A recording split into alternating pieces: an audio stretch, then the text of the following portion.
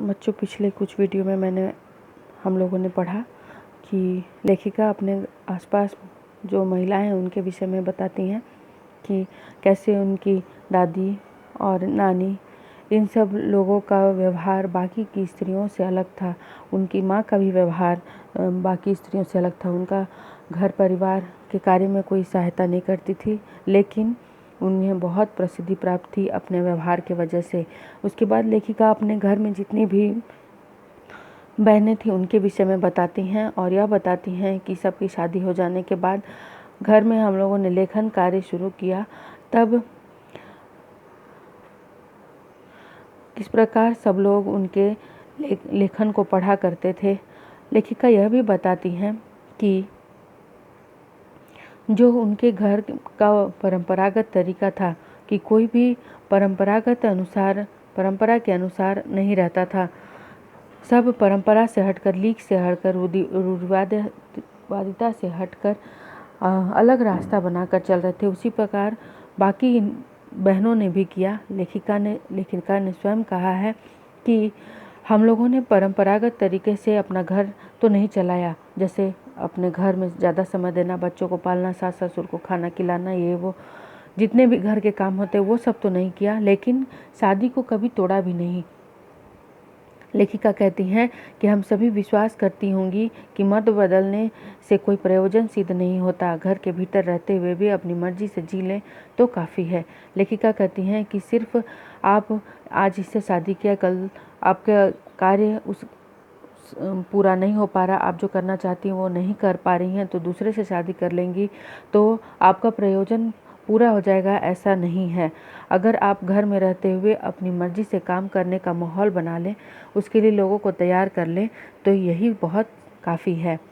लेखिका आगे बताती हैं कि शादी के बाद मैं बिहार के ऐसे छोटे कस्बे में रही जहाँ मर्द औरतें चाहे पति पत्नी क्यों ना हो, पिक्चर देखने भी जाते तो अलग अलग दड़बों में बैठते। मैं दिल्ली से कॉलेज की नौकरी छोड़कर वहां पहुंची थी और नाटकों में अभिनय करने की शौकीन रही थी। मैंने उनके चलन से हार नहीं मानी। साल भर के भीतर उन्हीं शादीशुदा औरतों को पराये मर्दों के साथ नाटक करने के लिए मना लिया। अगले 4 साल तक हमने कई नाटक किए। अकाल राहत कोष के लिए उन्हीं के माध्यम से पैसा भी इकट्ठा किया। लेखिका बताती हैं कि शादी के बाद उन्हें बहुत छोटे से कस्बे में, बिहार के एक छोटे कस्बे में रहना पड़ा, जहाँ पर मर्द और औरतें साथ पति पत्नी होकर भी साथ नहीं पिक्चर देखने नहीं जा सकते, और वहाँ अगर गए भी हैं तो अगल बगल कुर्सी पर नहीं बैठ सकते, वे दोनों को अलग अलग बैठना होगा। ऐसे माहौल में वे रहीं। अपने दिल्ली जैसे शहर को छोड़कर, वहाँ पर वो पढ़ाने का कार्य करती थी, तो वहाँ छोड़कर, कॉलेज छोड़कर वे वहाँ आती हैं और धीरे धीरे उनके चलन से हार न मानकर उनको इस प्रकार अपने विचारों के प्रभाव से बदल दिया कि वे शादीशुदा औरतें जो पराये मर्दों की तरफ आंख उठाकर भी नहीं देखती थी, वही दूसरे मर्दों के साथ नाटक में लेखिका के साथ भाग लेती थी। नाटक करने का लेखिका को बहुत शौक था। आप नुक्कड़ नाटक देखा होगा कभी, तो आप जानते होंगे। तो और इन सब चीज़ों को करके, नुक्कड़ नाटक करके जो पैसे इकट्ठा होते थे उसे उन्होंने एक बार अकाल राहत कोष के लिए भी दिया था। वहाँ से निकली तो कर्नाटक के और भी छोटे कस्बे बागलकोट में पहुँच गई। तब तक मेरे 2 बच्चे हो चुके थे जो स्कूल जाने लायक उम्र पर पहुँच गए थे, पर वहाँ कोई ढंग का स्कूल नहीं था। लोगों की राय पर मैंने पास के कैथोलिक बिशप से दरख्वास्त की कि उनका मिशन वहाँ के सीमेंट कारखाने की आर्थिक मदद से हमारे कस्बे में एक प्राइमरी स्कूल खोल दे। पहले उन्होंने कहा, चूँकि उस प्रदेश में क्रिश्चियन जनसंख्या कम थी, इसलिए वे वहाँ स्कूल खोलने में असमर्थ थे। मैंने गैर क्रिश्चियन बच्चों को भी शिक्षा पाने के लायक सिद्ध करते हुए अपना इसरार जारी रखा। लेखिका बताती हैं कि जब वे बिहार से निकली तो कर्नाटक के एक छोटे कस्बे बागलकोट पहुंची और तब तक उनके 2 बच्चे हो चुके थे जो दोनों पढ़ने लायक हो चुके थे, लेकिन वहां स्कूल न होने से उन्हें दिक्कत हो रही थी। लेखिका ने कैथोलिक बिशप से दरख्वास्त की कि आप, एक सीमेंट फैक्ट्री है वहाँ, उसकी आर्थिक सहायता लीजिए, उससे पैसे लेकर, और आप यहाँ पर एक क्रिश्चियन स्कूल खोलिए। लेकिन उनका कहना था कि वहाँ पर क्रिश्चियन बच्चे बहुत कम हैं। तो लेखिका ने इस बात का भरोसा दिलाया कि जो गैर क्रिश्चियन बच्चे हैं वो भी उसमें आकर पढ़ेंगे। क्रिश्चियन की जनसंख्या कम है तो क्या हुआ, गैर क्रिश्चियन बच्चे भी यहाँ आकर पढ़ सकते हैं और शिक्षा प्राप्त कर सकते हैं और अपनी जो आग्रह है वो जारी रखा। तब उन्होंने कहा, हम कोशिश कर सकते हैं बशर्ते आप हमें यकीन दिलाएं कि वह स्कूल अगले 100 वर्षों तक चलता रहेगा। मुझे गुस्सा आ गया। मैंने कहा, स्कूल को छोड़िए, किसी के भी बारे में यकीन नहीं दिलाया जा सकता कि वह अगले 100 वर्ष तक चलेगा। वे भी गुस्सा खा गए। वे बोले, खुदा का लाख शुक्र है बच्चों के न पढ़ पाने की समस्या आपकी है, मेरी नहीं।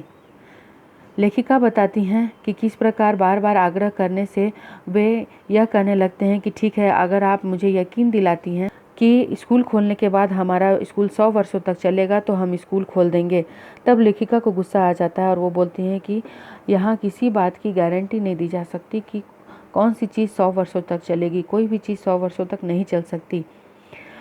फिर विशप भी गुस्सा करके बोलते हैं कि अच्छी बात यह है कि आपके बच्चों को पढ़ाई करनी है, मेरे बच्चों की नहीं। लेखिका आगे कहती हैं कि बात कड़वी थी पर 100% सच के आगे सिर झुकाने की हमारी बचपन की आदत थी। सो मैंने तय किया कि मैं खुद अंग्रेजी, हिंदी, कन्नड़ 3 भाषाएं पढ़ाने वाले प्राइमरी स्कूल वहां खोलूंगी और कर्नाटक सरकार से उसे मान्यता भी दिलाऊंगी। वहां के अनेक मेहनती और खिसके लोगों की मदद से यह व्रत पूरा हुआ। मेरे बच्चे तथा अन्य अफसरों के बच्चे उसी स्कूल में पढ़े। बाद में अलग अलग शहरों के अलग अलग ख्यात स्कूलों में दाखिला भी पा गए। लेखिका बताती हैं कि उन्हें अब इस बात की आन हो गई कि वह विद्यालय स्वयं खोलवाएंगी और उसे मान्यता भी दिलवाएंगी कर्नाटक सरकार के। सो उन्होंने ऐसा ही किया और कुछ ऐसे लोग जो शिक्षा के लिए मदद करना चाहते थे या फिर कहें शिक्षा के लिए पागल से थे, खिसके लोग, ऐसे ही लोगों के लिए कहा है उन्होंने, उनकी मदद से उन्होंने स्कूल खुलवाया और बहुत सारे ऐसे अफसरों के बच्चे उस स्कूल में पढ़े और आगे जाकर उन्होंने अच्छे अच्छे स्कूलों में दाखिला लिया। आगे ऐसे अनेक मौके आए जब मैंने अपने जिद्दीपन के नमूने पेश किए, पर इससे ज़्यादा उसने मंच पाया मेरे लेखन में, जो शुरू से अब तक लीक से खिसका अपनी राह खुद तलाशता रहता है। पर सब कुछ में कर लेने पर भी मैं अपनी छोटी बहन रेनू के मुकाबिल नहीं पहुंच सकती। लेखिका बताती हैं कि मेरे जिद्दीपन से मैंने बहुत कुछ किया, लेकिन मेरे लेखन कार्य की वजह से मुझे अच्छा नाम और शोहरत मिला। आप पाठ में पढ़ चुके हैं कि उनके घर में लगभग सारी महिलाएं ही ऐसी थीं। तो वंश परंपरा के अनुसार इन लोगों में ऐसा जिद्दीपन आना स्वाभाविक था, लेकिन लेखिका बताती हैं कि उनकी छोटी बहन रेनू उनके मुकाबले और भी जिद्दी थी।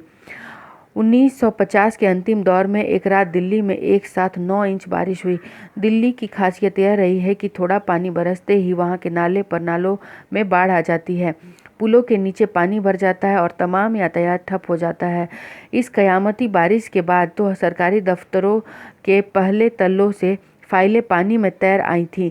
अगली सुबह किसी तरह कोई वाहन सड़क पर नहीं निकला था। जाहिर है कि रेनू के स्कूल की बस भी उसे लेने नहीं आई। रेनू ने कहा, कोई बात नहीं, मैं पैदल चली जाऊंगी। सबने समझाया, स्कूल बंद होगा, मत जाओ। उसने कहा, आपको कैसे पता? इस सवाल का माकूल जवाब किसी के पास नहीं था।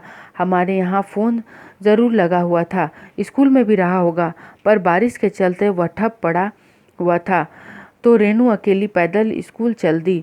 गनीमत यह थी कि बारिश एक मुश्त बरस कर लेने के बाद थम गई थी। सड़कों पर पानी था और बरस नहीं रहा था और रेनू 2 मील पैदल चलकर स्कूल पहुंची। जैसे हमने कहा था, वह बंद था। चौकीदार रेनू को देखकर दंग रह गया, पर रेनू को कोई मलाल नहीं था। वह वापस 2 मील चलकर घर पहुंच गई। सबने कहा, हमने पहले ही कहा था। इस पैराग्राफ में लेखिका बताती हैं कि किस प्रकार उनकी बहन रेनू उनसे भी ज़्यादा सनक बुद्धि थी और दिल्ली में बहुत बारिश होने के बाद जब रोड पर पानी भर जाता है और यातायात के साधन बंद हो जाते हैं, बस नहीं आती है और तमाम जो सुविधाएं हैं वो समाप्त हो जाती हैं, जैसे फ़ोन वगैरह की, तब भी उनकी बहन पैदल 2 मील चलकर स्कूल जाती है, फिर बंद स्कूल देखकर पैदल वापस आती है। सबने कहा कि मैंने तो कहा ही था स्कूल बंद रहेगा। तब उसने कहा, स्कूल बंद था तो मैं वापस आ गई। इसमें आपका कहना कहाँ से आ गया? मैं सोचती हूँ कैसे रोमांच का अनुभव हुआ होगा उसे उस दिन। जगह जगह पानी से लब करते सुनसान शहर में निचाट अकेले अपनी धुन में मंजिल की तरफ चलते चले जाना। सच अकेलेपन का मज़ा ही कुछ और है। लेखिका यहाँ बताना चाहती हैं कि उनकी बहन की सनक बुद्धि, उनकी बहन की जो ज़िद थी, उसकी वजह से अकेले ही स्कूल जाने का अनुभव कितना आनंददायी रहा होगा, कैसा उसे लगा होगा। इस तरह सुनसान अकेली सड़क पर अपनी धुन में चलते चले जाना मंजिल की ओर, कैसा अनुभव किया उसने। लेखिका फिर कहती हैं कि अकेलेपन का भी अपना कुछ और ही मज़ा है। लेखिका कहती हैं कि शायद रेनू ने बहुत मज़ा लिया होगा जब वह सुनसान सड़क पर अकेले जाती होगी। 2 मील चलकर पैदल गई और आई। तो इसके साथ ही पाठ समाप्त हो गया।